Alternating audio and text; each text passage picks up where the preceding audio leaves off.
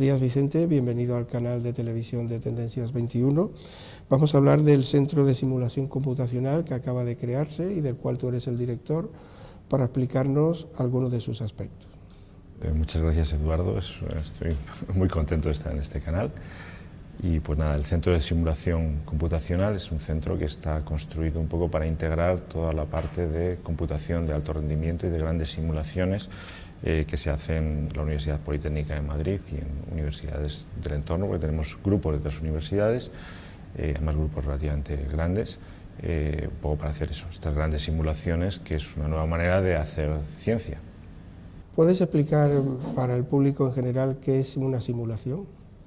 Bueno, una simulación básicamente es una serie de cálculos que emulan el comportamiento de un sistema, en principio complejo, que integran muchos datos experimentales, a veces son sistemas sociales, con lo cual tus datos pueden ser, de hecho, datos de los que normalmente uno parece que no se preocupa, uno parece que se preocupa por hacer una simulación de qué es lo que pasa en, no sé, la superficie del Sol, pero también es muy interesante lo que pasa en una sociedad cuando ocurren determinadas cosas, y entonces ahí tienes montones de integraciones de datos que van desde redes sociales hasta datos de sensores, y acabas teniendo pues, bueno, simulaciones que te pueden simular a lo mejor el comportamiento incluso de una ciudad ahora que está de moda, el tema de los smart cities y demás. Y vosotros habéis nacido con una clara vocación de servicio a la industria. ¿Cómo plasmáis esta vocación? Sí. O sea, realmente una de las cosas que queremos, por un lado estamos en la Universidad Politécnica de Madrid, que siempre ha tenido mucha relación con la industria, y por otro lado lo que también se observa es que el uso de tecnologías avanzadas de computación en la industria pues no es todo lo amplio que uno esperaría realmente, ¿no? dada la utilidad del tema, ¿no? Entonces, por un lado tienes una división un tanto, bueno, no peculiar, pero bueno, es una división que existe, que es que básicamente las grandes empresas que sí que hacen simulaciones tradicionalmente, empresas por ejemplo petrolíferas o empresas de aeronáuticas, pues sí que tienen una tradición en el uso de computación de alto rendimiento para hacer sus simulaciones de lo que tengan que hacer, desde una reserva de petróleo, un yacimiento petrolífero, hasta, yo que sé, un avión ya no solo un ala, sino un avión prácticamente a escala completa, es realmente muy complicado. Pues ellos tienen una tradición. Sin embargo, no ocurre lo mismo cuando vas a pequeña y mediana empresa, porque pequeña y mediana empresa, pues bueno, pues por un lado sí que están las que han nacido a lo mejor como spin-off de una universidad o de un centro de investigación, que sí que tienen un know-how para saber cómo se usan esas cosas y cómo se usan, de hecho, los recursos que la universidad muchas veces pone a la industria, ¿vale? Pero por otro lado están estas pymes que muchas veces pueden mejorar sus productos y que a veces son productos nichos que son muy simulables desde el punto de vista que usas nuevas tecnologías y realmente puedes lograr un escalón por encima de tu competencia, ¿no? Mejorando tu producto, mejorando la facilidad con la que lo produces o sencillamente abaratándolo, pero es muy difícil que en estas empresas pues tengan primero suficientes recursos de cálculo para hacerlo y también el know-how, es decir, qué algoritmos, cómo diseñar esas cosas que ellos necesitan. ¿Vosotros sois algo más que una consultora? Sí, claro. Sí, antes somos un centro de investigación como tal. En nuestra relación con la industria lo que proveemos es investigación y know-how de cómo se usa pues nuevas metodologías de simulación, muchas veces de aspectos muy fundamentales para desarrollar finalmente un nuevo producto o un servicio. ¿Y en qué campos trabajáis además de la simulación? Bueno, o sea, nosotros estamos integrados de momento, digo porque es algo que sí que nos expandiremos, en 4 áreas fundamentales, ¿no? Un área fundamental es la de simulación tradicional, simulación numérica compleja, con dinámica de fluidos, este tipo de simulaciones, pero ahora estamos integrando toda la parte de Big Data y análisis de datos masivos. También técnicas muy avanzadas de visualización y de análisis de datos a través de la visualización. Luego tenemos otra área que es más de fundamentos algorítmicos, que incluye incluso métodos un tanto, bueno, vamos a decir, exóticos, ¿no? Como es estudios de computación cuántica. Es decir, o sea, ahora mismo se da, bueno, no la paradoja, pero las tecnologías cuánticas están un poco en el candelero. Hay tecnologías que están claramente ya en desarrollo y que tienen una aplicación clara ya en la sociedad y en la industria, por ejemplo, los temas de criptografía cuántica. Ya tienes productos en el mercado, puedes usarlas si quieres. Tiene un montón de dificultades y un montón de cosas que uno tiene que ir resolviendo, ¿no? Pero más recientemente pues empieza a haber desarrollos en términos de computación cuántica que tienen una capacidad de poder ser aplicables a corto plazo relativamente grandes. Uno no lo sabe nunca, ¿no? Es decir, porque estas cosas, me estoy refiriendo ahora en concreto a los ordenadores de D-Wave. Los ordenadores de D-Wave todavía están un poco en duda, ¿no? ¿Son realmente ordenadores cuánticos o no? No son realmente cuánticos, es un tipo de computación, se llama computación cuántica adiabática. La computación cuántica adiabática es formalmente equivalente a la computación cuántica, digamos, tradicional en vía de puertas hechas con tus qubits y tus historias.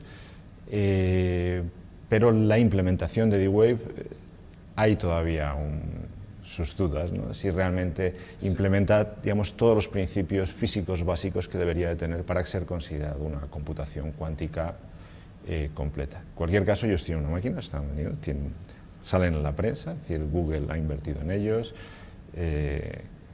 Y bueno, pues si es cierto lo que dicen y si es cierto el potencial de escalabilidad que tiene de tratar problemas cada vez más y más grandes, pues bueno, pues te encuentras con que tiene una máquina que básicamente es capaz de resolver problemas de optimización, y los problemas de optimización están por todas partes, ¿no?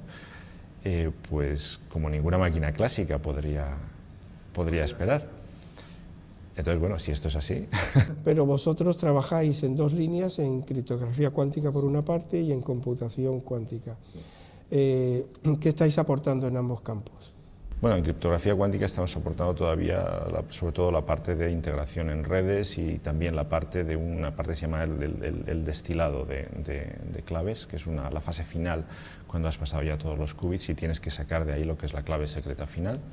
Trabajamos en esos aspectos y luego en parte de computación cuántica se trabaja en computación cuántica topológica, e incluso en cosas un tanto exóticas, evidentemente muy a largo plazo, es decir, son artículos de investigación, ¿no?, sobre inteligencia artificial cuántica e incluso, bueno, y también estamos trabajando en estos aspectos, lo que podría ser, digamos, el software que podría ejecutarse en estas máquinas de D-Wave, es decir, cómo coger un problema de optimización y traducirlo de manera que lo puedas implementar en la máquina de D-Wave y ver si eso realmente saca una ventaja sobre la clásica o no. Eso. Y cuando habláis de inteligencia artificial cuántica, ¿cómo podríamos explicarlo? Bueno, son nuevos algoritmos. Modelizas un agente con unas determinadas características y la manera de modelizarlo, si lo haces utilizando lo que es física cuántica para modelizar ese proceso, pues te encuentras que, por ejemplo, ganas del orden, una velocidad adicional del orden de raíz de n sobre el proceso clásico habitual. Mira, puede haber una contradicción entre, por una parte, desarrollar criptografía cuántica y por otra, perseguir el ordenador cuántico, que es la amenaza que tiene la criptografía cuántica. No, en realidad si tienes ordenadores cuánticos rompes la criptografía clásica, con lo cual vendes mucha más criptografía cuántica. No, la criptografía cuántica no la rompe el ordenador. No la rompe el ordenador cuántico. Mira, ¿y qué aplicaciones tenéis previstas o que habéis realizado que puedan servir de referencia en vuestro trabajo? Bueno, pues se han hecho muchas simulaciones, ya digo, para dinámica, utilizando dinámica de fluidos y tal, para aviación, también para compañías petrolíferas, también para compañías médicas, o sea, simuladores, por ejemplo, de cirugía, pues ese tipo de cosas. También para informática gráfica directamente, es decir, tú haces una película, necesitas una buena simulación de cómo se mueven las cosas, para que los objetos sean realistas. En particular, una cosa especialmente delicada es cómo se mueve la ropa, ¿no? Es decir, hacer ese movimiento, digamos, realista, simularlo de manera realista, ¿no?, y eficiente. De manera eficiente es complejo, y entonces pues, uno de los grupos que integran el centro pues se preocupa de hacer simulaciones a nivel de hebra, es decir, coges un trozo de tela, ¿no?, simulas cómo se mueve cada hebra y cómo se rasgan o cómo se mueven cuando caen sobre un objeto y claro, ese estilo, o cómo, por ejemplo, usar impresión 3D para obtener algo que tiene flexibilidad allí donde debe tenerla, con lo cual tú imprimes un objeto, puede ser un juguete, puede ser unas zapatillas, puede ser que es flexible allí donde debe serlo y no donde no debe serlo, y usando una mínima cantidad de material y todo ese tipo de cosas. También trabajáis en el área cerebral en vuestras investigaciones. Sí, ciertamente hay una cosa, es la computación neuromórfica, es computación un poco simulando los circuitos cerebrales, es una manera de aumentar las capacidades de la computación clásica o tradicional, que se está acercando peligrosamente un poco a sus límites, ¿no? Con la ley de Moore y demás, de ahí también el interés un poco de la computación cuántica. Y también hemos trabajado en el proyecto del cerebro humano, en particular en la parte de lo que es análisis de datos y visualización. En visualización hemos hecho pues, muchos algoritmos realmente para representar las grandes cantidades de información que salen de un proceso de simulación de cerebro humano. Es decir, ahí hay un problema, de hecho, de interpretar los datos y de cómo, además, controlar una simulación que puede requerir tantos recursos que, como te estés equivocando de si la simulación que realmente lo estás haciendo bien o lo estás haciendo mal, puedes tirar montones de recursos, con lo cual necesitas un poco lo que es visualización, que se llama in situ, es decir, según vas generando esos datos, necesitas un poco visualizarlo, ver si esa simulación va yendo bien, está dando un poco, va por el camino que tú quieres que vaya, y dirigirla un poco. Mira, y una última pregunta, vuestras relaciones con la industria, ¿cómo desde una empresa universitaria, cómo se establece ese puente con la industria para ofrecerle vuestros servicios y vuestros desarrollos?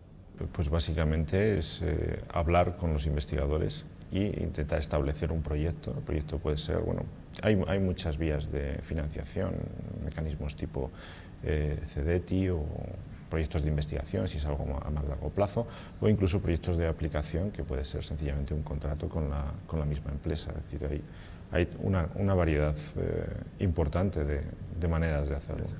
Pues Vicente, muchísimas gracias. Gracias a vosotros.